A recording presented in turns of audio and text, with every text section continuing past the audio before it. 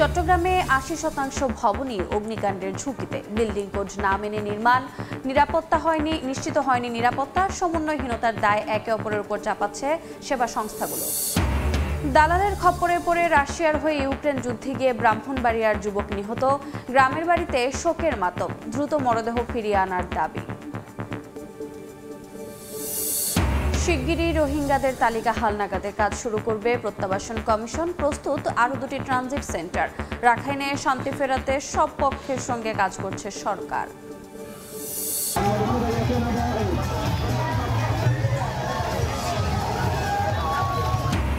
জলকেলি উৎসবে মাতল রাঙামাটির মারমা সম্প্রদায়। সাংগ্রায়ে শেষ হলো বৈশাখী, সম্মিলিত ঐক্যে সাম্প্রদায়িক সম্প্রীতির আশা।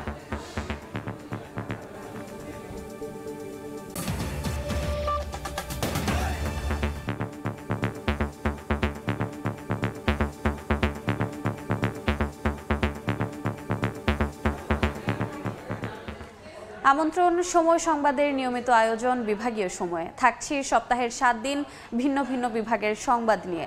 আজ থাকছে চট্টগ্রাম বিভাগ, সঙ্গে আছে আমি রোজা চৌধুরী। অবসান হলো প্রায় 14 ঘন্টা রুদ্ধশ্বাস অপেক্ষার। উদ্ধার করা হয়েছে চট্টগ্রামে খালে পড়ে নিখোঁজ 6 মাস বয়সী শিশুর মরদেহ। পরিবারে চলছে শোকের মাতম, এলাকা জুড়ে শোকের ছায়া। খবর পেয়ে বাড়িতে ছুটে যান সিটি মেয়র, সমবেদনা জানান পরিবারের সদস্যদের। নূরজামাল আতিকের ক্যামেরায় শফিকুল আলমের প্রতিবেদন। অবসান হলো উদ্বেগ উৎকণ্ঠার। পাওয়া গেছে শিশু সেহেরিসকে, তবে জীবিত নয়, মিলেছে নিতর দেহ। বুকের ধনকে হারিয়ে কান্নায় বারবার মুচড়াচ্ছেন বাবা মা। শনিবার সকালে নিখোঁজের স্থান থেকে প্রায় 5 কিলোমিটার দূরে বাড়ির কাছেই নগরীর চাকতায় খালে সেহেরিসের মরদেহ পান স্থানীয়রা। কান্নায় ভেঙে পড়েন স্বজনরা। আমার মেয়েকে খুঁজতেছি, ওখানে গিয়ে দাঁড়াছিলাম, দাঁড়ানোর পরে পিছনে যখন তাকাচ্ছি দেখি যে ওখানে বাচ্চার একটা লাশ। বাচ্চাটা পা গেছে এখানে যে চাকতাই বাজার, এখানে চামড়া গুদামের পাশে খাল, এখানে পা গেছে। অরক্ষিত ছিল, যার কারণে রিক্সা হলো রাস্তা এবং খাল তফাৎ করতে পারে নাই, খালে পড়ে গেছে। পানির আর রাস্তা যখন সমান হয়ে গেছে তাহলে তো দুর্ঘটনা যে কোনো মুহূর্তে হবে। খবর পেয়ে শিশুর বাড়িতে ছুটে যান সিটি মেয়র, জানান সমবেদনা। বলেন এমন দুর্ঘটনা এড়াতে নেওয়া হচ্ছে নানা পরিকল্পনা। এই 1.5 থেকে 2 মাসের মধ্যে সমস্ত স্ল্যাব ম্যানহোলের ঢাকনি করে দিতে হবে এবং এলাকাবাসীকে আমি বলতে চাই, স্ল্যাবের ঢাকনা খুলে বিক্রি করে দিচ্ছে, ম্যানহোলের ঢাকনি খুলে বিক্রি করে দিচ্ছে। সতর্কতামূলক ব্যবস্থা তাদেরকেও নিতে হবে। শুক্রবার রিকশায় করে এক আত্মীয়ের বাড়িতে যাওয়ার পথে শিশুটি সহ নগরীর হিজড়াখালে পড়ে যান মা ও দাদি। এরপর থেকেই উদ্ধার অভিযানে নামে সিটি কর্পোরেশন ও ফায়ার সার্ভিসের ডুবুরি দল। শনিবার ভোর থেকে যোগ দেন নৌবাহিনীর ডুবুরি দলের সদস্যরাও। শফিকুল আলম, সময় সংবাদ, চট্টগ্রাম। বন্দরনগরী চট্টগ্রামে উন্মুক্ত ড্রেনে পড়ে ঘটছে একের পর এক মৃত্যুর ঘটনা। এ নিয়ে আলোচনা করতে এই মুহূর্তে নগরের কাজীর দেউরিতে আছেন সহকর্মী কমল দে। তার সঙ্গে যুক্ত হচ্ছেন চট্টগ্রাম ইঞ্জিনিয়ার্স ইনস্টিটিউশনের চেয়ারম্যান মনজারে খোরশেদ আলম। সরাসরি যাচ্ছি তার কাছে। 2017 থেকে 2025 এই 8 বছরে খালে পড়ে মারা গেছে অন্তত 11 জন। এই মৃত্যুর দায় কার, এটি নিয়ে আমরা আলোচনা করবো। আলোচনা যোগ দিয়েছেন চট্টগ্রাম ইঞ্জিনিয়ার্স ইনস্টিটিউশনের চেয়ারম্যান প্রকৌশলী মনজারে খোরশেদ আলম। ভাই, আপনাকে স্বাগত জানাচ্ছি। গত 8 বছরে 11 জনের মৃত্যু হয়েছে মর্মান্তিক খালে পড়ে। এই মৃত্যুর জন্য আসলে দায়ী কারা এবং কেন তারা অবহেলা করছে? এটা অত্যন্ত দুঃখজনক ঘটনা। গতকালকে একটা শিশু মারা গেছে, আজকে সকালে যার লাশ পাওয়া গেছে। এবং এটাই প্রথম নয়, আপনি নিজেও বলেছেন যে গত কয়েক বছরে প্রায় 11 জন মারা গেছে। প্রতিবারেই আমরা এ সমস্ত ঘটনায় খুব দুঃখ প্রকাশ করি, আমরা মর্মাহত হই, কিন্তু কয়েকদিন পরেই আমরা ভুলে যাই। তো যাদের এই দায়িত্বটা আছে, এই মানুষের চলাফেরার নিশ্চয়তা, ড্রেন, নালা নর্দমা এগুলো ঠিকঠাক মতো রাখা, মূলত সিটি কর্পোরেশনের দায়িত্ব এটা। এবং একই সাথে যারা নির্বাচিত প্রতিনিধি, বিভিন্ন ওয়ার্ডে নির্বাচিত হন, ওয়ার্ড কাউন্সিলর, ওয়ার্ড মেম্বার যারা আছেন নির্বাচিত প্রতিনিধি, ওনাদেরও দায়িত্ব আছে। কার কার এলাকায় কী কী সমস্যা, ওনারা ওটা যথাসময়ে ঊর্ধ্বতন কর্তৃপক্ষকে তারা অবহিত করবেন এবং ঊর্ধ্বতন কর্তৃপক্ষও সেটা যথাবিধ ব্যবস্থা গ্রহণ করবেন। তো ওনাদের এই গাফিলতির ফলেই আমি মনে করি এই মর্মান্তিক মৃত্যুর ঘটনাগুলো ঘটছে। তাহলে এই দায়ের কথা বলেন সিটি কর্পোরেশন, তাহলে সিটি কর্পোরেশন কেন এখন পর্যন্ত কার্যকর ব্যবস্থা নিল না? গত 8 বছর যদি 11 জনের মৃত্যু হয়, তাহলে এই ব্যর্থতাটা কেন হচ্ছে বা অবহেলাটা কেন তারা করছেন? অবহেলা বারবার করে এই কারণে যে প্রথম অবহেলায় যদি আমরা তার সঠিক বিচার না করি, মানে তাদের যদি দায়ী করে কোনো ব্যবস্থা নিতে না পারি, ব্যবস্থা নিতে না পারি, তাহলে এই ঘটনা বারবার ঘটবে। সুতরাং প্রতিটি ঘটনাকে একদম আমাদের পুঙ্খানুপুঙ্খ বিচার করে এটার জন্য কে দায়ী, এটার এই এলাকার সুপারভাইজার কে আছেন, ওয়ার্ড কমিশনার কে আছেন, এবং ওই এলাকার ওইটা কেন ব্যবস্থা না, কার গাফিলতিতে এটা হয়েছে, এগুলো তদন্ত করে গাফিলতির জন্য যে বা যারা দায়ী তাকে আইনের আওতায় নিয়ে আসার মাধ্যমেই এগুলো করা সম্ভব। কিন্তু আমরা এখন দেখলাম না যে আইনের আওতায় আসছে কোনো ব্যবস্থা আমরা দেখলাম না। এটা আমাদের জন্য দুর্ভাগ্য। কারো দায়িত্ব অবহেলার কারণে জনগণের ট্যাক্সের পয়সায় এই প্রতিষ্ঠানগুলো চলে, কিন্তু জনগণকে যদি কোনো নিশ্চয়তা দিতে না পারেন তাহলে এদেরকে তো যেই হোক সেটা তাদেরকে একটা জবাবদিহিদের মধ্যে নিয়ে আসতে হবে। আমরা দেখেছি আগ্রাবাদে কলেজ শিক্ষার্থী মারা গেল এবং মুরাদপুরে মারা গেল, বিভিন্ন জায়গায় মারা যাচ্ছে। তাহলে এখন পর্যন্ত এই যে খাল বা ড্রেনগুলোকে স্ল্যাব দেওয়ার জন্য ব্যবস্থা নেওয়া হচ্ছে না কেন? এটাও এক ধরনের গাফিলতি, যারা স্ল্যাব দিয়ে ঢেকে দেওয়ার দায়িত্ব, আর স্ল্যাব যদি দিতে না পারে দুপাশে একটু ছোটোখাটো রিটেনিংয়ের মতো করে যদি দেয়, মানুষ ওই ড্রেনের জায়গায় আসতে পারবে না, এইরকম করে দেওয়া হয় না, এটাও গাফিলতিই বলবো। এটা ছাড়া আর কিছু বলার নাই। গাফিলতি হচ্ছে এবং এটা যথাযথ বিহিত ব্যবস্থা না করাতে এই ঘটনাগুলো ঘটছে। আরেকটা বিষয়, এই ঘটনাগুলো তো হচ্ছে যে ড্রেন মানে পানি যখন উপরে উঠে যায় তখন লোকজনের দেখে না যে কোথায় ড্রেন কোথায় রাস্তা। এই যে পানি উঠতেছে এই সমস্যাটাও কিন্তু মূল কারণ। তো এটার যে নিয়ে অনেকে গত কয়েক বছর ধরে কথাবার্তা হচ্ছে, আমরা নালা ঠিক করতেছি, খাল ঠিক করতেছি, কিন্তু আমার মনে হয় এটা বর্জ্য ব্যবস্থাপনার উপরেই এটা মূল জিনিসটা নিহিত রয়েছে। আমাদের দেশে এখনও আধুনিক মানের এবং কাঙ্ক্ষিত পর্যায়ে কাঙ্ক্ষিত উপায়ে বিজ্ঞানসম্মত উপায়ে বর্জ্য ব্যবস্থাপনা আমরা যাই নাই। তো সেটা একটা বিষয়। আর এই বর্জ্যগুলো আমি জানি না, এই বর্জ্য কিন্তু অনেক মূল্যবান। এখানে আছে আপনার সারের উপাদান, এখানে আছে হাইড্রোকার্বন আছে, জ্বালানির উপাদান আছে। অন্যান্য দেশে এগুলোকে ইউজ করে তারা সার তৈরি করে, বিদ্যুৎ উৎপাদন করে, আর আমরা এগুলো করতে পারি না, বারবার পরীক্ষা নিরীক্ষার মধ্যেই আছি। আজকে সকালেও এক জায়গায় একজন কর্তৃপক্ষের মানে সিটি কর্পোরেশনের একজন কর্তা ব্যক্তি বলেছেন যে আমরা কোনো জায়গায় এটা হয় নাই, কিন্তু কোনো জায়গায় এটা হয় নাই বলে যে আমি পারবো না বা আমার এখানে হবে না এইটা বলার কোনো সুযোগ নাই। আপনার কাছে জানতে চাইবো, এই প্রাণহানি ঠেকানোর জন্য এই যে সরকারি সংস্থা যারা আছে, চট্টগ্রাম সিটি কর্পোরেশনের কথা বলি, ওয়াসার কথা বলি, কিংবা সিডিএ, তাদের তো একটা সমন্বয় প্রয়োজন। সমন্বয়ের পাশাপাশি কি ব্যবস্থা নিলে এই প্রাণহানি ঠেকানো যাবে বলে আপনি মনে করেন, একজন প্রকৌশলী হিসেবে বলবেন? এই সমন্বয় কিন্তু হচ্ছে না যে এমন না, সমন্বয় হচ্ছে, কিন্তু সময় মতো আমরা সেটা উত্থাপন করতে পারছি না, পয়েন্টটাকে আমরা আইডেন্টিফাই করতে পারছি না। এটাতে ইমিডিয়েটলি যে সমস্ত ড্রেনগুলোতে উপরে কাভার নাই সেগুলোতে অবিলম্বে কাভার স্ল্যাব দিয়ে এটা ঢেকে দেওয়া উচিত। আর ওইটা না করা পর্যন্ত, যেহেতু এখন বৃষ্টি মৌসুম চলে আসছে, অন্তত কিছু গাইডলাইন ড্রেনের দুই ধারে দিয়ে দিলে তাহলে কিন্তু ওই ড্রেনের ভিতরে আর যান অথবা মানুষ যাবে না। বাইরে থেকে পানি উঠলেও যাতে আর একটু উপর থেকে যাতে দেখতে পায় যে এখানে ড্রেন আছে, সে ব্যবস্থা অন্তত ইমিডিয়েটলি করা উচিত। এক্ষেত্রে পুরো শহর তো একই অবস্থা, ড্রেনের যে সিস্টেম, পুরো শহরটা আপনি যে বর্জ্যের কথা বলেন, সেই বর্জ্য যেমন ড্রেনের মধ্যে রয়ে গেছে, ঠিক তেমনি ড্রেনগুলো বৃষ্টি পড়লে বোঝা যায় না। তাহলে পুরো শহরটাকে নিরাপদ করতে গেলে এই মুহূর্তে সিটি কর্পোরেশন এবং সিডিএর কি করা উচিত? এটা একেবারে এই মুহূর্তেই যে করে ফেলতে পারবে এমন নয়, সেটা যদি আমরা আরও আগে থেকে নিতাম তাহলে এতদিনে আমরা অনেক দূর আগাইতে পারতাম। তবে এই মুহূর্তে আমাদের সিদ্ধান্ত নিতে হবে, আমরা সমন্বিতভাবে যারা বিশেষজ্ঞ পর্যায়ে যারা আছে, যারা প্রকৌশলী এবং যারা অন্যান্য বিশেষজ্ঞ আছে, এই তিন সংস্থার মধ্যে সবাই মিলে ইমিডিয়েটলি সিদ্ধান্ত নিতে হবে যে আমরা এটা কিভাবে সলভ করবো এবং কতদিনের মধ্যে সলভ করবো, একটা টাইম লাইন দিয়ে আমাদের কাজ করা উচিত। তো এটা মূলত আর কিছু না, এই মুহূর্তে আপাতত এগুলো করা উচিত, ড্রেনের কাভারগুলো দেওয়া, এখানে একটা বর্ডার লাইন দেওয়া, যাতে পানি উঠলেও মানুষের দৃষ্টিগোচর হয় যে এখানে ড্রেন আছে, সেগুলো ইমিডিয়েটলি করা দরকার। আর বর্জ্য ব্যবস্থাপনার দিকে নজর দেওয়া উচিত, যাতে মানুষ বর্জ্য ফেলে না দিয়ে মানুষ মজুত করে এবং সেগুলো বিক্রি করতে পারে। সেই অবস্থা হলে আর বর্জ্য ব্যবস্থাপনা এবং নদী নালা খাল এগুলো ভরাট হবে না, দীর্ঘায়ীভাবে আমরা কাজ করতে পারি। ধন্যবাদ। আমরা কথা বলছিলাম প্রকৌশলী মানজারে খোরশেদ আলম, যিনি চট্টগ্রাম ইঞ্জিনিয়ারিং চেয়ারম্যান। তিনি বলছিলেন চট্টগ্রামে যে ড্রেনেজ সিস্টেম যে এখনও অপরিকল্পিত রয়ে গেছে, একের পর এক প্রাণহানির ঘটনা ঘটছে, বর্জ্য ব্যবস্থাপনা যেমন হচ্ছে না তেমনি নগরের ড্রেন খালগুলিকে নিরাপদ করা যাচ্ছে না। গত 8 বছরে 11 জনের মৃত্যু হয়েছে, সর্বশেষ একটি 6 মাসের শিশু মারা গেল। তবে এখনই চট্টগ্রাম সিটি কর্পোরেশন সিডি ওয়াসার সমন্বয় করে ড্রেনগুলিকে নিরাপদ করার কথা বলছেন এই প্রকৌশলী। আমরা আবারও মানজারা খুরশিদ আলমকে ধন্যবাদ জানিয়ে আমাদের যে আলোচনা সেই আলোচনা এখানে শেষ করছি। সরাসরি যুক্ত ছিলাম চট্টগ্রামের কাজীর দেউরিতে। চট্টগ্রামে জলাবদ্ধতা নিরসনে খাল খনন করছে জামায়াতে ইসলামী। দলীয় নেতাকর্মীদের দেয়া অর্থে হারিয়ে যেতে বসা নগরের বীরজাখাল খনন করতে কর্মসূচি হাতে নিয়েছে দলটি।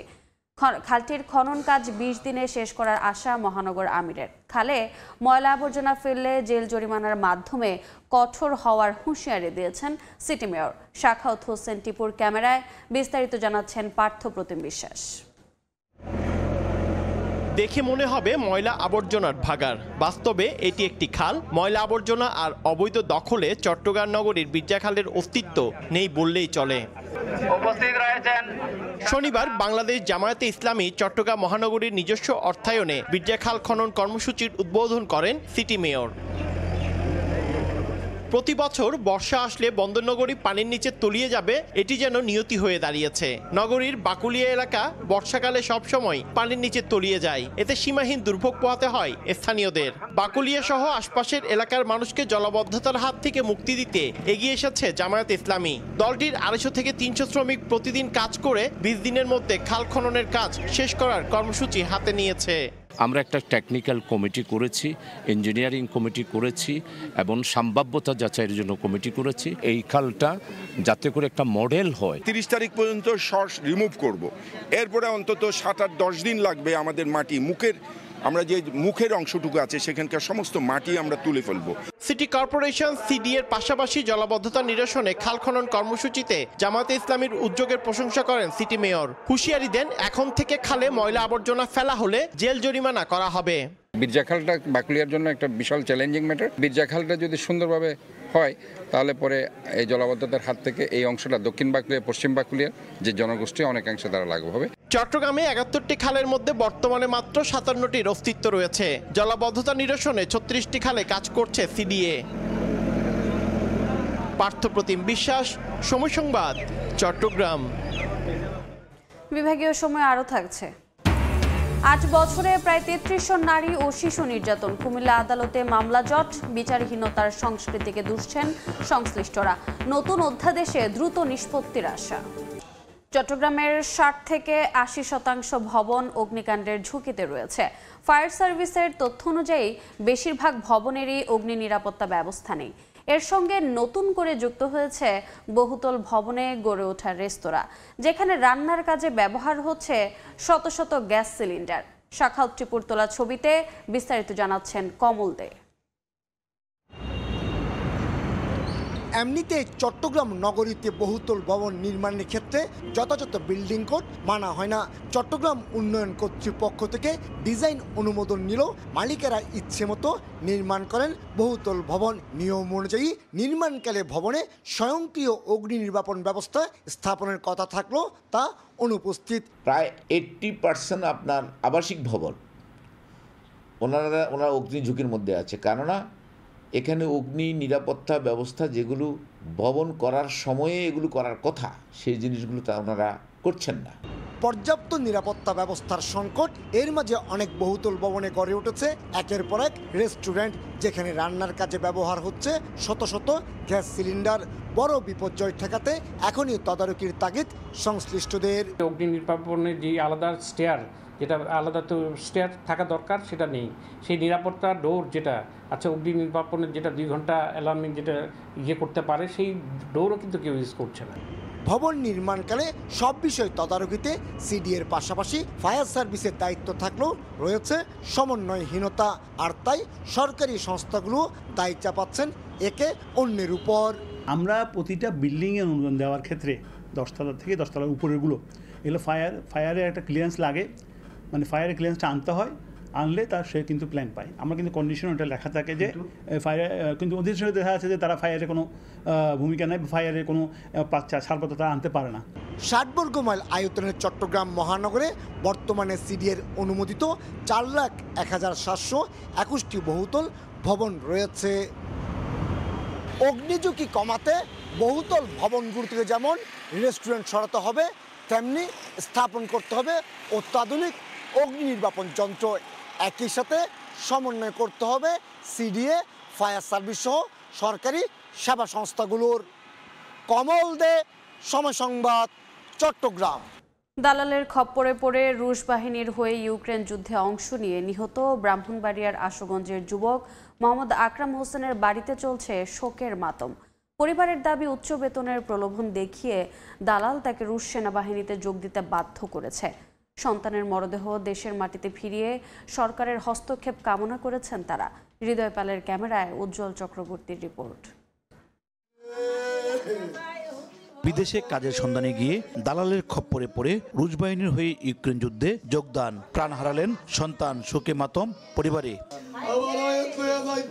9 মাস আগে নরসিংদীর পলাশের সুলেমান ট্রাভেল এজেন্সির মাধ্যমে পোল্যান্ড যাওয়ার জন্য 9 লাখ টাকা জমা দেন ব্রাহ্মণবাড়িয়া আশুগঞ্জের হোসেনপুর গ্রামের মোহাম্মদ আকরাম হোসেন সহ কয়েকজন বাংলাদেশি যুবক। পরে তাদেরকে পোল্যান্ডের বদলে উচ্চ বেতনের প্রলোভন দেখিয়ে রাশিয়ায় পাঠানো হয়। সেখানে যাওয়ার পর একটি চায়না কোম্পানিতে অস্থায়ীভাবে ওয়েল্ডার হিসেবে কয়েক মাস কাজ করেন। পরে গত 2.5 মাস আগে সেখানকার দালালের মাধ্যমে রুশ বাহিনীর কাছে বিক্রি করা হয় আকরাম সহ বাংলাদেশি যুবকদের। আমার আকরাম হোসেন 9 লাখ টাকা দিয়া বাড়াইছি। আমার ছোট ছোট পোলা বানাছে কেমনে আমি চুলুম গা। পরে রুশ বাহিনী আকরাম সহ ওই যুবকদের প্রশিক্ষণ দিয়ে গোলাবারুদ দিয়ে পাঠায় ইউক্রেন বাহিনীর বিরুদ্ধে যুদ্ধে। পরে 14 এপ্রিল ইউক্রেন বাহিনীর হামলায় প্রাণ হারান আকরাম। সন্তানের মৃতদেহ দেশের মাটিতে ফিরিয়ে আনতে সরকারের কাছে দাবি জানান পরিবারের সদস্যরা। বলছে পরে কোনো টাকা ফেরত দেন যেত না, আমরা ভালো ওয়েল্ডিং কাজে ফাড়াইতেছি, রাশিয়া ভালো বেতন পাইব। আমার ভাই ফুতের অনেক মারধর করছে, তারপরে খাওয়ান দিছে না। আমার নাতি লাশটা চাই, আমার ক্ষতিপূরণ চাই। স্থানীয় জনপ্রতিনিধি ও উপজেলা প্রশাসনের কর্মকর্তারা জানান, বৈধ কাগজপত্র থাকলে পরিবারটিকে সব ধরনের সহযোগিতা করা হবে। আর কাগজপত্র সঠিক থাকলে আমি এবং আমার প্রশাসন সহ সহযোগিতা করব। আমাদের উপজেলা প্রশাসন থেকে যদি ওই পরিবারের লাশ ফিরিয়ে আনার ক্ষেত্রে কোনো সহযোগিতা প্রয়োজন হয়, আমরা আন্তরিকভাবে সেই সহযোগিতা প্রদান করব। পরিবারে 3 ভাই ও 2 বোনের মধ্যে আকরাম ছিল সবার বড়। উজ্জ্বল চক্রবর্তী, সময় সংবাদ, ব্রাহ্মণবাড়িয়া। একদম ফ্রেশ বিশ্বমানের প্রযুক্তির সকল সুবিধা নিয়ে ভালো থাকুন আপনিও। কঙ্কা। নিজ দেশে ফিরতে রাজি রোহিঙ্গাদের তালিকা হালনাগাদ করতে যাচ্ছে শরণার্থী ত্রাণ ও প্রত্যাবাসন কমিশন। পাশাপাশি আরও 2টি ট্রানজিট সেন্টার ঠিকাদার প্রতিষ্ঠানের কাছ থেকে শিগগিরই বুঝে নেবে কর্তৃপক্ষ। জনপ্রতিনিধিরা বলছেন, প্রত্যাবাসন শুরু হলে সংকটমুক্ত হবে কক্সবাজারবাসী। জাতীয় নিরাপত্তা উপদেষ্টা জানিয়েছেন, আগামী ঈদ রোহিঙ্গারা যাতে নিজ দেশে উদযাপন করতে পারে সে লক্ষ্যেই কাজ করছে সরকার। মোহাম্মদ ফরাজের ক্যামেরায় বিস্তারিত জানাচ্ছেন সুজাউদ্দিন রুবেল। প্রায় 7.5 বছর আগে 2017 সালে মানবিক বিবেচনায় জাতিগত নিধনের মুখে মিয়ানমার থেকে পালিয়ে আসা রোহিঙ্গাদের আশ্রয় দেয় বাংলাদেশ। গণহত্যা ও নির্যাতনের মুখে নানা সময়ে বাংলাদেশে আশ্রয় নেয়া রাখাইনবাসীর সংখ্যা এখন 13 লাখের বেশি। উখিয়া ও টেকনাফে স্থানীয় বাসিন্দা রয়েছে 5 লাখের কাছাকাছি। এতে নানামুখী সংকটে কক্সবাজারবাসী। খুব দ্রুত সময়ের মধ্যে যাতে এটি বাস্তবায়িত হলে আমরা মনে করবো আমরা এই উখিয়াবাসী অর্থাৎ কক্সবাজারবাসী একটা বড় ধরনের বোঝা থেকে মুক্ত হবো বলে আমরা মনে করি। সম্প্রতি প্রথম পর্যায়ে 1,80,000 রোহিঙ্গাকে প্রত্যাবাসনের জন্য শনাক্ত করেছে মিয়ানমার। তাই রোহিঙ্গাদের ফেরত পাঠানোর জন্য প্রস্তুত হচ্ছে ট্রানজিট সেন্টার। 1,80,000 বলছে, আমার বিশ্বাস এটি কারো বাচ্চা কাচ্চা জন্ম লাভ করেছে, তো এটির একটি হালনাগাদের ব্যবস্থা করতে হবে। মিয়ানমারের জান্তা বাহিনী রোহিঙ্গাদের ফিরিয়ে নিতে রাজি হলেও দেশটির রাখাইন রাজ্য এখন বিদ্রোহী গোষ্ঠী আরাকান আর্মির দখলে। জাতীয় নিরাপত্তা উপদেষ্টা ও রোহিঙ্গা বিষয়ক উচ্চ প্রতিনিধি জানান, প্রত্যাবাসন নিয়ে জটিলতা থাকলেও আগামী ঈদে রোহিঙ্গারা নিজ দেশে ফিরে গিয়ে যেন ঈদ উদযাপন করতে পারে সে লক্ষ্যে কাজ করছে সরকার। রোহিঙ্গারা যেন তাদের দেশে ফিরে গিয়ে ঈদ উদযাপন করতে পারে, আমরা সেই লক্ষ্যে কাজ করছি। রোহিঙ্গাদের নিজ দেশে ফেরত পাঠাতে 2018 সাল থেকে নানা চেষ্টা চালিয়ে আসছে বাংলাদেশ, কিন্তু নানা অজুহাতে এখনও একজনকেও ফেরত নেয়নি মিয়ানমার। সুজাউদ্দিন রুবেল, সময় সংবাদ, কক্সবাজার। বিভাগীয় সময় আরও থাকছে। 31 বছর পর বন্ধ হলো বান্দরবানের মেঘলা পর্যটন কমপ্লেক্সের চিড়িয়াখানা। ছিল না অনুমতি, 10টি বন্যপ্রাণী উদ্ধার করে ডুলাহাজারা সাফারি পার্কে স্থানান্তর। পাহাড়ের সব থেকে বড় সামাজিক অনুষ্ঠান বৈশাখী উপলক্ষে রাঙামাটির মারি স্টেডিয়ামে চলছে মারমা সম্প্রদায়ের জলকেলি উৎসব। সকাল 10টা থেকে শুরু হওয়া এই উৎসব চলবে বিকেল 4টা পর্যন্ত। মারমা ছাড়াও এতে যোগ দিয়েছেন পাহাড়ের বিভিন্ন ক্ষুদ্র নৃগোষ্ঠীর সদস্যরা। আরও তথ্য জানাতে এই মুহূর্তে মারি স্টেডিয়ামে আছেন সহকর্মী হেফাজত সবুজ। সরাসরি চলে যাচ্ছি তার কাছে। সবুজ, স্টেডিয়ামে আসলে মারমা সম্প্রদায়ের যে উৎসব ছিল সেই জল উৎসবটি এখন চলছে। আপনারা দেখতে পাচ্ছেন যে আমরা একটু দেখানোর চেষ্টা করছি যে ইতিমধ্যে আসলে একটি গ্রুপের পানি মারা শেষ হয়ে গেছে, আরেকটি নতুন গ্রুপ ঢুকেছে। মূলত মারমা সম্প্রদায় মনে করে যে এই উৎসবের মাধ্যমে বা এই আয়োজনে তারা একে অপরকে পানি ছিটিয়ে আসলে পরিশুদ্ধ করে দেয়। এই পরিশুদ্ধের মাধ্যমে বিগত বছরের যে ক্লান্তি ছিল বা যে ব্যর্থতা ছিল সব ধুয়ে মুছে যাবে। ধুয়ে মুছে গিয়ে আগামী যে বছরটি আছে সেটি অত্যন্ত সুন্দর এবং সাফল্যভাবে যাবে, এমন প্রত্যাশা থেকে আসলে মারমা তরুণ তরুণীরা একে অপরকে পানি ছিটিয়ে থাকে। এখানে আমরা আরেকটি বিষয় আপনাদেরকে বলে রাখি, সেটা হলো যে এই যে গ্রুপ ভিত্তিক পানি যে বর্ষণ করা হচ্ছে, এই গ্রুপ ভিত্তিক পানি বর্ষণের মধ্যে আসলে একটা বিষয় আছে, সেটা হলো যে এক গ্রুপে এক পাড়ার ছেলে অপর পাড়ার মেয়ে এইভাবে ভাগ করে করে তারা আসলে একে অপরকে পানি ছিটিয়ে দিচ্ছে। এখানে আমরা একটু দেখানোর চেষ্টা করছি যে মঞ্চে গান চলছে, গান চলার পরেও আসলে এখানে যে যার যার মতো করে উপভোগ করছে, নেচে গিয়ে তারা তাদের যে বর্ষ বিদায় ও বরণের যে আনুষ্ঠানিকতা সেই আনুষ্ঠানিকতাটা তারা পালন করছে। এখানে আরেকটি কথা জানিয়ে রাখি, পাহাড়ের যে বৈশাখী উৎসবের এখানে যে আনুষ্ঠানিকতা আসলে মূলত 1 এপ্রিল থেকে শুরু হয়েছিল। সেই 1 এপ্রিল থেকে যে আনুষ্ঠানিকতা শুরু হয়েছিল, আজকের যে মারি স্টেডিয়ামে জল উৎসব হচ্ছে, এই জল উৎসবের মাধ্যমে আসলে এই পাহাড়ে বা রাঙামাটিতে বৈশাখী যে আয়োজন আছে তার পরিসমাপ্তি ঘটবে। এখানে আমরা আরেকটি বিষয় জানিয়ে রাখি যে মারমা সম্প্রদায় যারা আছেন বা মারমা সম্প্রদায়ের তারা এখানে জল ছিটিয়ে একে অপরকে আসলে পরিশুদ্ধ করে নিচ্ছে। রাঙামাটি এই মারি স্টেডিয়ামে যে মারমা সম্প্রদায়ের ঐতিহ্যবাহী জল উৎসব, এই ছিল আমার কাছে তার সর্বশেষ। জলকেলি উৎসবের খবর জানতে সরাসরি যুক্ত ছিলাম রাঙামাটিতে। কুমিল্লার নারী ও শিশু নির্যাতন দমন ট্রাইব্যুনালে বেড়েছে মামলার জট। প্রায় ৩৩০০ মামলার মধ্যে ধর্ষণ মামলা ৩৩৮টি। বিচারের দীর্ঘসূত্রতার কারণে এই পরিস্থিতি তৈরি হয়েছে বলে মনে করেন সংশ্লিষ্টরা। তবে নতুন অধ্যাদেশ অনুযায়ী দ্রুত নিষ্পত্তির আশা রাষ্ট্রপক্ষের কৌশলের। বাহার রায়হানের পাঠানো তথ্য ছবি নিয়ে রিপোর্ট। কুমিল্লায় দিনে দিনে বাড়ছে নারী ও শিশু নির্যাতন, আদালতে বাড়ছে মামলার জট। বিচারের আশায় বছরের পর বছর ঘুরছেন অনেকে। কুমিল্লা মেডিকেল কলেজের ফরেনসিক বিভাগের তথ্য মতে ২০১৬ সাল থেকে চলতি বছরের ১২ মার্চ পর্যন্ত জেলায় ২,৯২৮টি নারী ও শিশু নির্যাতনের ঘটনা ঘটেছে, আর ধর্ষণের ঘটনা ঘটেছে ৩৩৮টি। অথচ মামলার জটের কারণে ন্যায় বিচার পেতে বছরের পর বছর আদালতে ঘুরপাক খাচ্ছেন অনেক ভুক্তভোগী। মামলা শেষ হচ্ছে, সে মামলা দিচ্ছে, মামলা শেষ হচ্ছে, সে অপদস্থ করছে। আমরা বাঁচতে চাই, মা ছেলে বোনার থেকে আমরা মুক্তি চাই। 10 সালের অপেক্ষা করতেছি, 11:30টাতে কোর্ট উঠবে, এরপরে হয়তো দুপক্ষের উপস্থিতিতে আরেকবার তারিখ পূর্ব চলে যাবো। এই এত হরানি আমার না করে আমার একটা মুক্তির দাবি চাইছি। বিচারহীনতার সংস্কৃতির কারণে নারী শিশু নির্যাতন ও ধর্ষণ কমছে না বলে মনে করেন নাগরিক প্রতিনিধিরা। তখন কোনো বিচার হতো না এবং আসল আসামিকে আড়াল করার জন্য অনেক তৎপর ছিল তারা, যে কারণে কোনো বিচার হয় নাই। দর্শক তার যাতে ফাঁসি হয় এটা এবং খুব দ্রুত যেন সেটা কার্যকর হয়। দেশের নারীকে বাঁচানোর জন্য যে মামলাগুলি আছে সেই মামলাগুলি দ্রুত শেষ করার জন্য এবং কঠোর আইন দিয়ে তাদেরকে কঠোর শাস্তি দেওয়ার জন্য আমি অনুরোধ করব। তবে আইন সংশোধন হওয়ায় এখন থেকে এসব মামলার দ্রুত নিষ্পত্তি হবে বলে আশা রাষ্ট্রপক্ষের কৌশলীর। বর্তমান যে নারী ও শিশু নির্যাতন অধ্যাদেশ 2025 যেটা হয়েছে, সেখানে ভার্চুয়াল সাক্ষী নেওয়ার একটা প্রভিশন যুক্ত করা হয়েছে।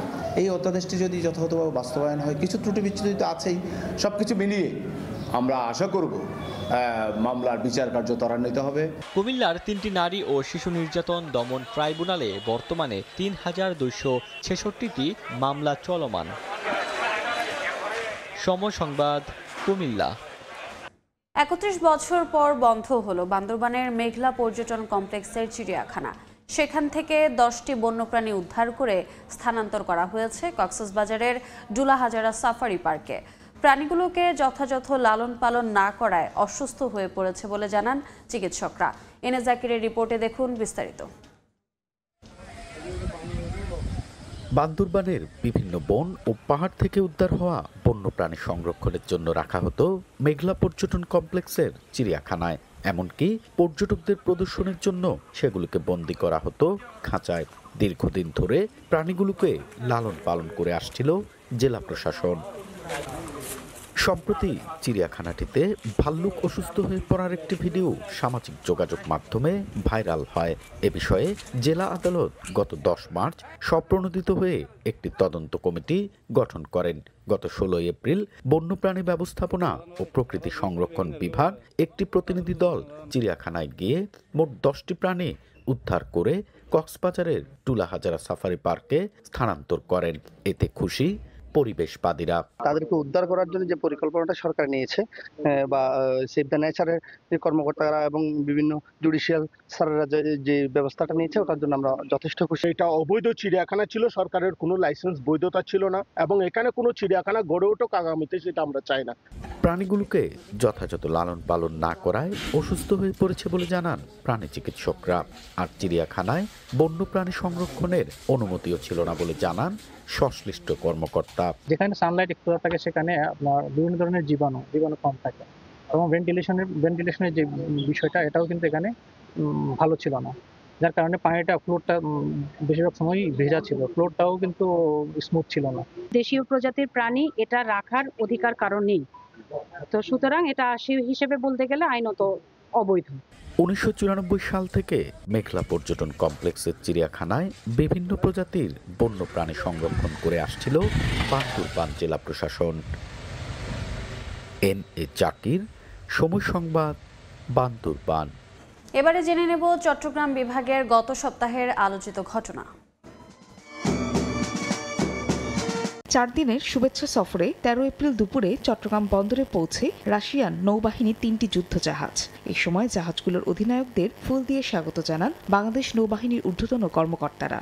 সফরে রাশিয়ান নৌবাহিনীর সদস্যরা চট্টগ্রাম নৌ অঞ্চলের কমান্ডার ও চট্টগ্রাম বন্দর চেয়ারম্যানের সঙ্গে সৌজন্য সাক্ষাৎ ও নৌঘাঁটি সহ যুদ্ধজাহাজ পরিদর্শন করেন। 16 এপ্রিল বাংলাদেশ ছেড়ে যায় রুশ জাহাজগুলো। ভূমিকম্পে বিধ্বস্ত মিয়ানমারে মানবিক সহায়তা মিশন শেষ করে 15 এপ্রিল দেশে ফিরে আসে নৌবাহিনীর যুদ্ধজাহাজ সমুদ্র অভিযান। একই জাহাজে 2 বছর পর দেশে ফিরে আসার সুযোগ পায় 20 বাংলাদেশি কিশোর। তারা মানব পাচারকারী চক্রের কবলে পড়ে সমুদ্র পথে মালয়েশিয়া যাবার সময় মিয়ানমার বাহিনীর হাতে আটক হয়ে 2 বছর ধরে দেশটির কারাগারে আটক ছিল। বিভাগীয় সময়ের শীর্ষ সংবাদগুলো জানিয়ে দিচ্ছে আরেকবার। চট্টগ্রামে 80% ভবনই অগ্নিকাণ্ডের ঝুঁকিতে। বিল্ডিং কোড না মেনে নির্মাণ, নিশ্চিত হয়নি নিরাপত্তা, সমন্বয়হীনতার দায় একে অপরের ওপর চাপাচ্ছে সেবা সংস্থাগুলো। এবং দালালের খপ্পরে পড়ে রাশিয়ার হয়ে ইউক্রেন যুদ্ধে গিয়ে ব্রাহ্মণবাড়িয়ার যুবক নিহত, গ্রামের বাড়িতে শোকের মাতম, দ্রুত মরদেহ ফিরিয়ে আনার দাবি।